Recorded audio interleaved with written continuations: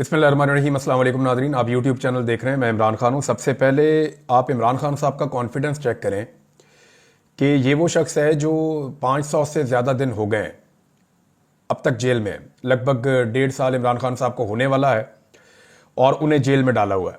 लेकिन आप उनका एतमाद चेक करें, आपको इस खबर से अंदाज़ा हो जाएगा। मुख्तलिफ जगहों पर यह खबर छपी है, मैं आपको एक्सप्रेस न्यूज़ से ये खबर बता रहा हूँ।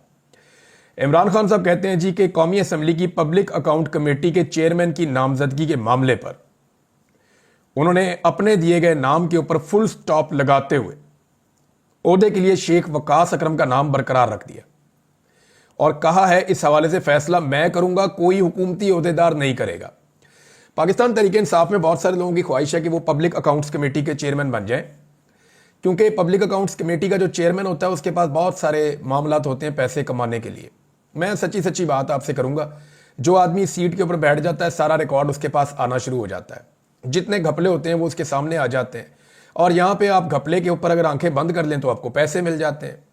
तो तहरीक इंसाफ में बहुत सारे लोग मरे जा रहे हैं और एक दो लोगों ने तो माजी में मेरे सामने ये बात हुई कि एक दो लोग तो इसके लिए बाकायदा लॉबिंग कर रहे थे कि पब्लिक अकाउंट्स कमेटी का चेयरमैन मुझे बनाया जाए। बल्कि हुकूमत के लोगों से कुछ लोगों ने मुलाकातें भी की और उनको ये कहा कि जनाब आप हमें ये बना दें, हम आपका ख्याल रखेंगे, आप हमारा ख्याल रख लें। ये सौदेबाजी वो करने की कोशिश की गई। लेकिन इमरान खान साहब जेल में बैठे भी बाखबर हैं, लेकिन उनका एतमाद चेक करें। उन्होंने कहा जी चेयरमैन पीएसी कौन होगा, फैसला मैं करूंगा, यहां जेल में बैठ के कोई हुकूमती ओहदेदार फैसला नहीं करेगा। और इमरान खान साहब ने इस पर रद्देमल दिया और नामजदगी के मामले पे इमरान खान ने कहा जी कि मेरी तरफ से, यानी उन्होंने पीटीआई की क़यादत की सरजनिश की है कि ये क्या तुम मेरे पास ऑप्शन लेकर आ जाते हो कि इसको बना दें इसको बना दें। तो हुआ ये है कि हुकूमत चाहती है कि उनकी मर्जी का आदमी आए और पीटीआई के अंदर कई बंदे ये चाहते हैं कि ये अहम तरीन ओहदा उनमें से किसी को मिल जाए ताकि निज़ाम के ऊपर एक ग्रिप हो जाए, यानी वो जिसको मर्जी खींच सकें, जिससे मर्जी जो मर्जी कर सकें। तो उसमें फिर बहुत सारा जो है वो माल बनता है। ये माल पानी वाला ओहदा है चेयरमैन पीएसी। तो इस पर इमरान खान साहब ने नाम दिया हुआ था शेख वकास अकरम का। अब इमरान खान साहब ने कहा कि शहबाज शरीफ या दीगर हुकूमती ओहदेदार नहीं फैसला करेंगे, मैं करूंगा फैसला कि कौन बनेगा पीएसी का चेयरमैन। मेरी तरफ से चेयरमैन पीएसी के लिए पहला, दूसरा, तीसरा और चौथा नाम भी शेख वकास अकरम ही होगा। यह है जी इमरान खान। इमरान खान ने पीएसी चेयरमैनशिप ना मिलने पर कायमा कमेटियों की चेयरमैनशिप से भी इस्तीफा देने का इंडिया भी दिया है और चेयरमैन पीएसी के लिए तारक फजल चौधरी की जानिब से दोबारा 2 बार खत लिखा गया था। पीटीआई ने पहले जवाबी खत में शेख वकास अकरम का नाम दिया था, दूसरे खत में मुस्लिम लीग नून के चीफ वहिब की जानिब से 4 नामों का पैनल मांगा गया था कि जनाब आप 4 नाम दे दें। तो इमरान खान ने कहा चारों पे शेख वकास अकरम का नाम लिखकर भेज दो और मेरी ये राय है और मेरा ये फैसला है कि शेख वकास अकरम चेयरमैन पीएसी होगा। यह है जी इमरान खान। कॉन्फिडेंस आप चेक करें जेल में बैठे हुए आदमी का। लोग टूट जाते हैं दूसरे दिन और इमरान खान ने सख्त तरीन जेल बर्दाश्त की है, डट के खड़ा। वैसे हैरत होती है कभी कभी।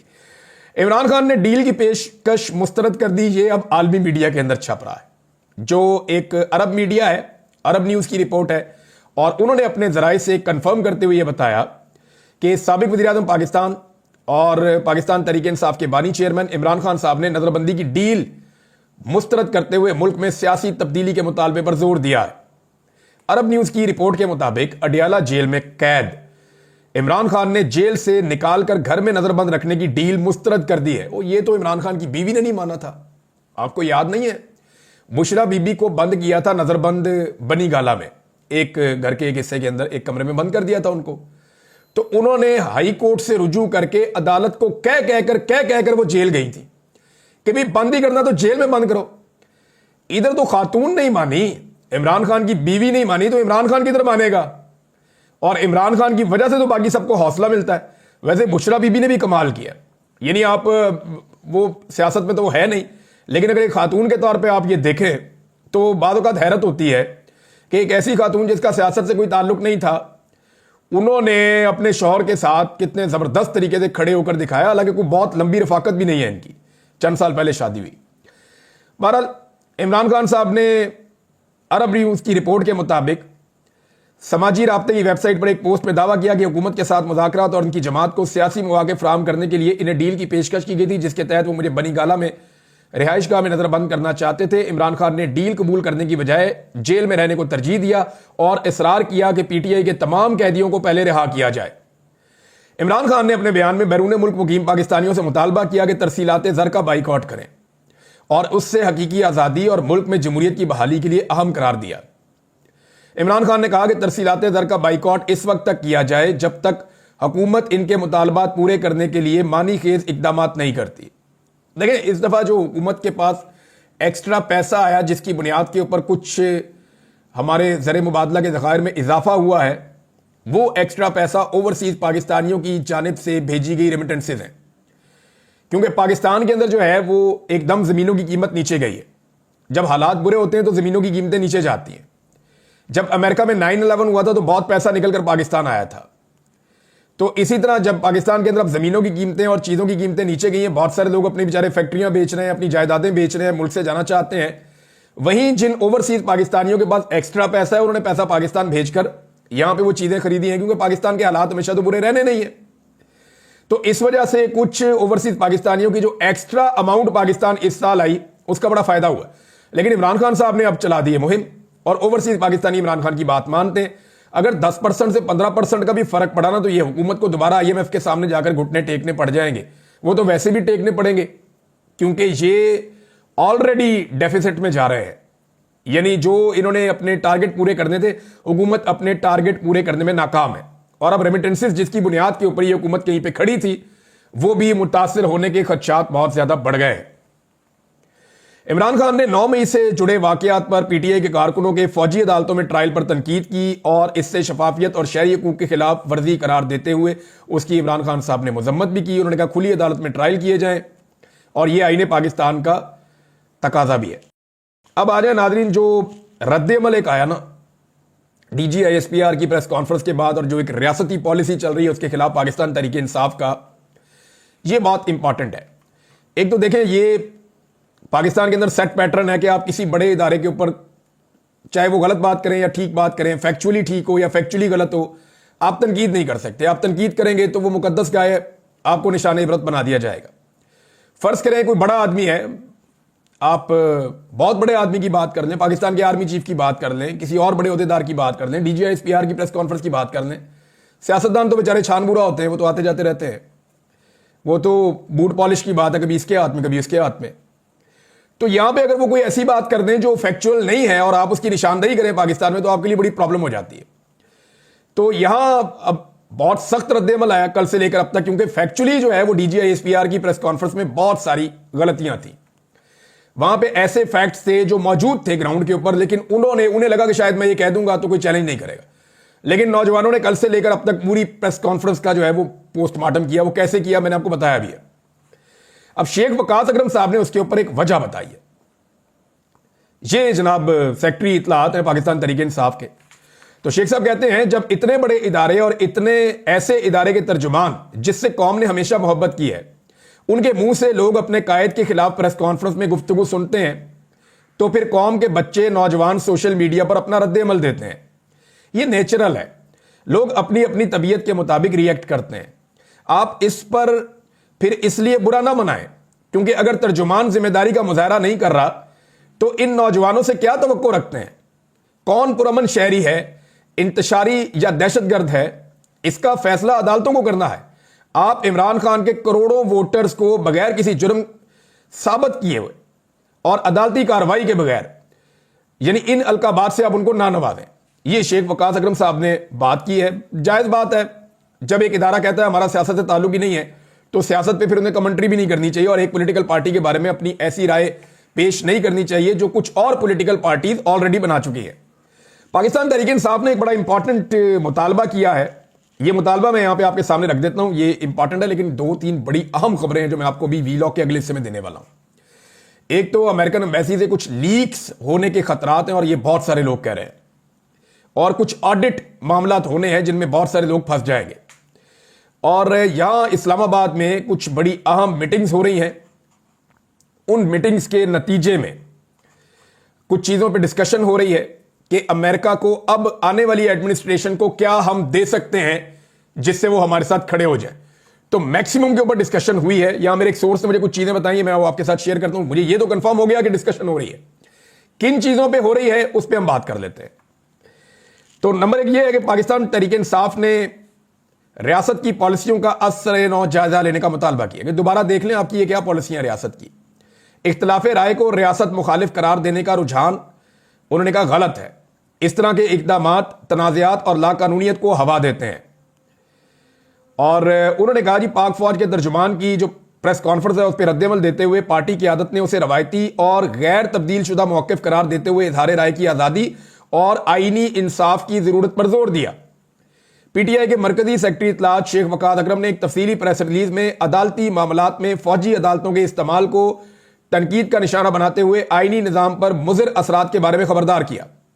उन्होंने इस बात पर जोर दिया कि इंसाफ को शफाफ और आज़ादाना तौर पर चलाया जाना चाहिए, जो पहले तयशुदा तसव्वुरात या बैरूनी दबाव से आज़ाद होना चाहिए, जबकि दुनिया फौजी अदालतों के फैसलों के बजाय आज़ाद आईनी अदालतों के फैसलों को तस्लीम करती है।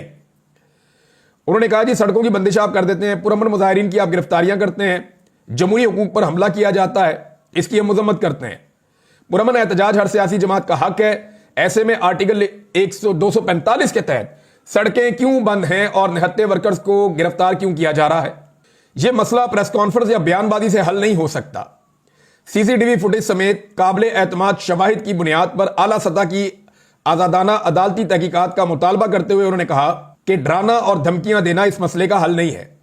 प्रेस रिलीज में मुल्क में मौजूद अफरा तफरी का जिम्मेदार नाकिस रियासती पॉलिसियों और बयानिए को करार दिया गया।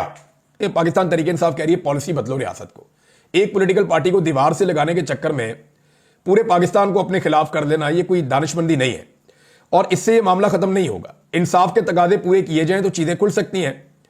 अब जैसा कि देखें, जुडिशल कमीशन अगर बन गया तो वो साबित कर देगा ना कि पाकिस्तान तहरीक इंसाफ के लोगों ने गोलियां चलाई या सिक्योरिटी फोर्सेस ने गोलियां चलाई।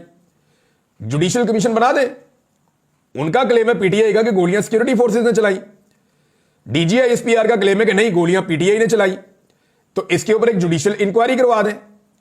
जुडिशल इंक्वायरी में सबके इंटरव्यूज हो जाएंगे, फुटेज भी देख ली जाएगी, सीसीटीवी फुटेज मांग ली जाएगी, तमाम रिकॉर्ड तलब करके वो जुडिशल कमीशन आपको बता देगा किसने क्या किया है। तो जो विक्टिम होता है वो तो चाहता है कि इंसाफ हो। तो पाकिस्तान तहरीक इंसाफ जुडिशल कमीशन मांग रही है, जबकि हुकूमत और इदारे जो है वो जुडिशल कमीशन से भाग रहे हैं, वो देने के लिए तैयार नहीं है। तो यहां ये चीज है। और दूसरा एक और चीज भी खबर आई है, वो ये है कि पाकिस्तान तहरीक इंसाफ ने एक बड़ा फैसला किया है और वो फौजी अदालतों के मामले को पेशावर हाई कोर्ट में चैलेंज करने जा रहे हैं। यानी फौजी अदालतें एक और अदालत के अंदर चैलेंज होने जा रही हैं, यानी उनके जो फैसले हैं वो चैलेंज हो जाएंगे वहां पे। देखिए ना, कम से कम फैसले तो मिले ना, फैसले तो है ही नहीं अभी तक। शफाफियत का तकाजा ये होता है कि जब आपका ट्रायल चलता है किसी कोर्ट के अंदर तो आपको पूरा मौका मिलता है, आपके वकील वहां पे आते हैं। अब जो वकील वहां पे गए उनमें से एक दो से मेरी बात हुई है, मैं उनके नाम नहीं लूंगा, उनके लिए प्रॉब्लम हो जाएगी। उन वकला ने कहा कि जी हमें बाकायदा मना किया गया था कि तुमने बाहर निकल के कोई बात नहीं करनी वरना खुद जिम्मेदार हो गए। वो कहते हैं हम बाहर निकल के बता ही नहीं सकते कि अंदर क्या चल रहा है और अंदर किस तरह की प्रोसीडिंग हो रही है मिलिट्री कोर्ट के अंदर। और वो कहते हैं कोई इंसाफ के तकाजे पूरे नहीं हो रहे। अब जनाब अदालतों ने फैसला सुना के 105 बंदे थे, 105 के 105 ही गिल्टी कर दिए, सबको सजा मिल गई 2 साल से लेके और 10 साल तक। अब ये सजाएं हो गई हैं तो फैसले किधर हैं? अब वो तमाम लोग फैसले मांग रहे, लाओ जी फैसला दो। जब फैसला आता है ना तो उसमें लिखा जाता है कि डिफेंस ने ये कहा, प्रोसिक्यूशन ने ये कहा, यानी सरकारी वकील ये कह रहा था, जज ने इस बुनियाद पे फैसला दिया, ये वाले शवाहिद सामने आए। वो पूरा कई सफों का फैसला लिखना पड़ता है। वो फैसले किधर हैं? वो फैसले अभी तक सामने नहीं आए। मुझे ऐसा लगता है कि वो फैसले बड़े अजीबोगरीब होंगे, क्योंकि देखें जो अदालतें होती है ना उनका पूरा एक तरीकाकार होता है चीजों को सुनने का, करने का। अब ये जो वहां पे जजेस हैं वो जूनियर ऑफिसर्स हैं और सीनियर ऑफिसर्स की राय क्या है वो आपने डीजीआई एसपीआर की प्रेस कॉन्फ्रेंस में देख ली। तो वो जूनियर ऑफिसर्स अपने सीनियर्स के खिलाफ कैसे जा सकते हैं? वो फैसले ऑब्वियस थे, सबको आइडिया था क्या फैसले आने। अब वो फैसले हैं किधर? अभी तक किसी को नहीं मिला। वो फैसले मिल जाए तो फिर इंसाफ के तकाजे पूरे होना शुरू हो जाएंगे, फिर ये अपील में भी जा सकते हैं। डायरेक्ट हाई कोर्ट के अंदर पाकिस्तान तहरीक इंसाफ चैलेंज करने जा रही है, देखते हैं वहां क्या होता है। और खैबर पख्तूनख्वा हुकूमत अगर पेशावर हाई कोर्ट में चैलेंज करने जा रही है तो ये सारे फैसले कलदम भी हो सकते हैं और ये किसी एक बड़े गेम का हिस्सा भी हो सकता है। अभी मैं इस पर कुछ नहीं कहना चाहता, लेकिन 2 और चीजें हैं जो होने जा रही हैं। नंबर 1, कुछ हुकूमती सहाफी जो हैं उनको मुसीबत पड़ी हुई है, कुछ हुकूमती लोग जो हैं उनको खलबली मची हुई है और कुछ रिजीम चेंज ऑपरेशन के जो सहूलतकार हैं उनके लिए बड़ी मुसीबत बनी हुई है, क्योंकि अमेरिका से दबाव लगातार बढ़ता जा रहा है और अमेरिकन का पाकिस्तान के बारे में जो बढ़ता हुआ नॉलेज है वो बहुत हैरान कुन है। यानी यहां पे कोई उर्दू में पंजाबी में ट्वीट करता है, कोई शेर लिख के डालता है, उनको वहां तर्जुमा पता चल जाता है।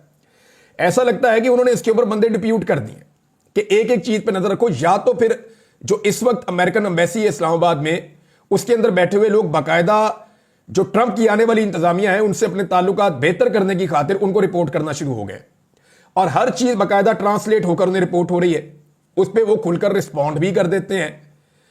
अब एक खदशे का इजहार किया जा रहा है और ये वो लोग कर रहे हैं जो एम्बेसीज के बड़े हल्का करीबी हल्के में रहते हैं। यानी इस्लामाबाद में ऐसे हमारे कुछ सहाफी हैं जो ज्यादातर डिप्लोमेटिक इनक्लेव के अंदर कभी इस एम्बेसडर को मिल लिया, कभी इसको मिल लिया, तो उन्होंने अपने एक ताल्लुकात अच्छे खासे बनाए हुए हैं। तो उनसे जुड़े कुछ लोगों ने ये खबरें दी हैं और खबर ये दे रहे हैं कि जो अमेरिकी एम्बेसी है वहां से कुछ चीजें लीक हो सकती हैं। यानी ये लीक हो सकती हैं कि रिजीम चेंज ऑपरेशन के दौरान में कितना पैसा कैसे खर्च हुआ, किस किस से मुलाकात की गई, मुलाकात के अंदर किस तरह की बातें की गई, और वो जो मिनट्स हैं उन मीटिंग्स के या मुलाकातों के जिनको बाद में लिखा जाता है वो केबल्स जो है वो लीक हो सकती हैं। और उनके लीक होने से ये पता चल सकता है कि पाकिस्तान में जो रिजीम चेंज ऑपरेशन हुआ उसमें किसका क्या किरदार था। फर्ज करें उस वक्त जो अमेरिकी सफीर है उनकी जो मुलाकातें एस्टेब्लिशमेंट के लोगों से हुई या जिन सहाफियों से हुई या जिन सियासतदानों से हुई उनके अंदर किस किस्म की डिस्कशन हुई, अगर ये चीजें रिवील हो जाती हैं, बाहर आ जाती हैं, तो इसमें बड़ा प्रॉब्लम आ जाएगा।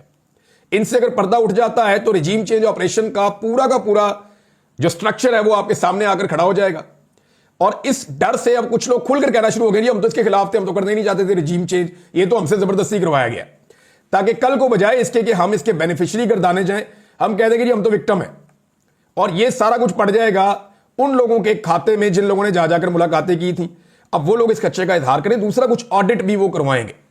ये तो मेरे पास एक और सोर्स से भी खबर आई है अमेरिका से, वो ये कह रहे हैं कि अमेरिकन एक ऑडिट करवाना चाहते हैं जो आने वाली हुकूमत है कि पाकिस्तान में किस किस को कितना पैसा दिया गया, वो पूरा का पूरा छापो और लिखो कि किस ग्रुप ने कितना पैसा लिया, किस एनजीओ ने कितना पैसा लिया, और वो जो कुछ उन्होंने लिया उसको कहां खर्च किया उसके ऊपर ऑडिट किया जाए और ये सारी रिपोर्टें मंगवाई जाए।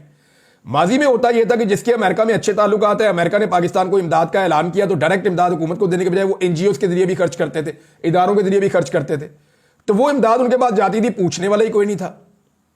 यानी लाखों करोड़ों डॉलर वो उसके अंदर खा गए, मिलियंस ऑफ डॉलर्स।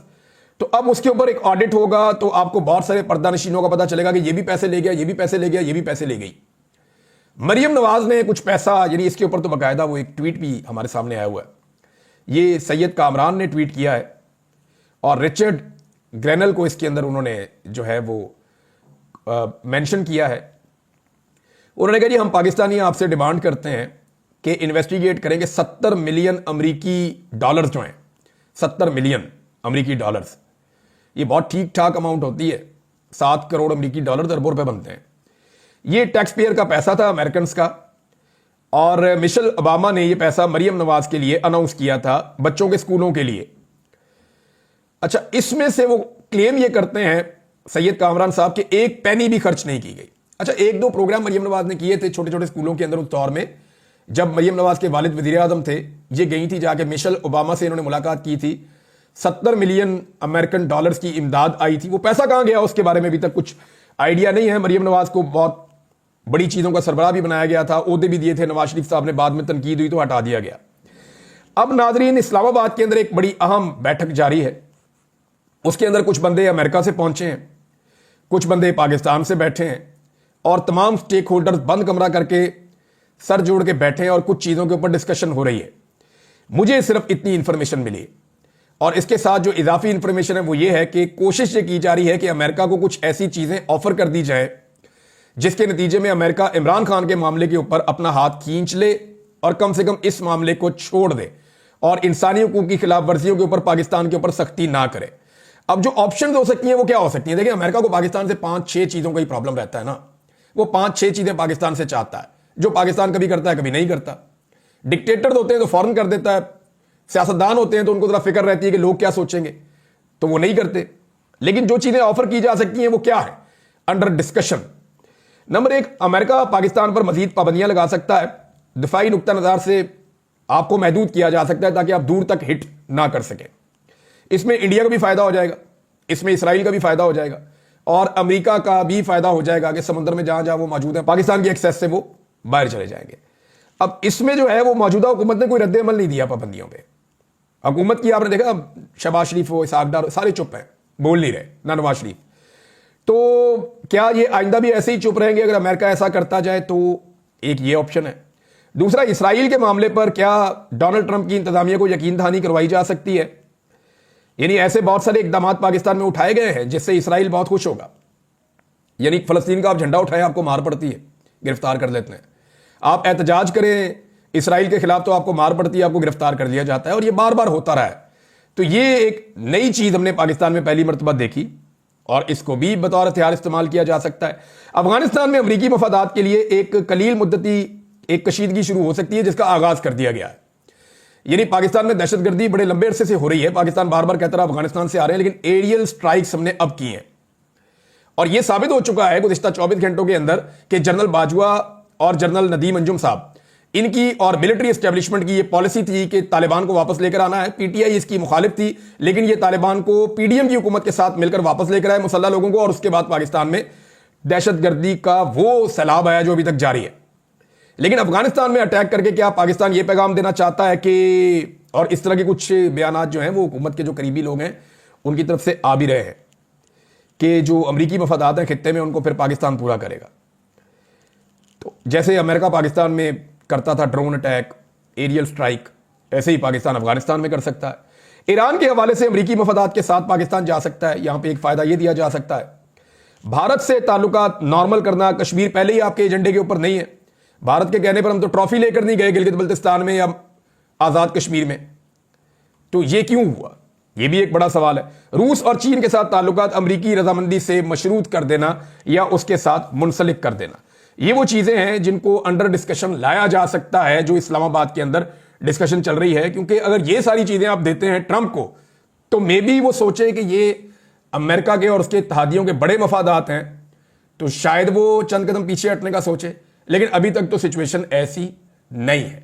अभी तक तो जो ट्रंप ने कहा या उसकी टीम ने कहा वो उसके ऊपर डट के खड़े हैं, और ये चीजें जो हैं ये अमेरिका के एजेंडे पे आज से तो नहीं है, बड़े लंबे अरसे से है, और ये एजेंडा चलता भी रहेगा। अब तक के लिए इतनी, अपना ख्याल रखिएगा, अपने चैनल का भी। अल्लाह हाफ़िज़।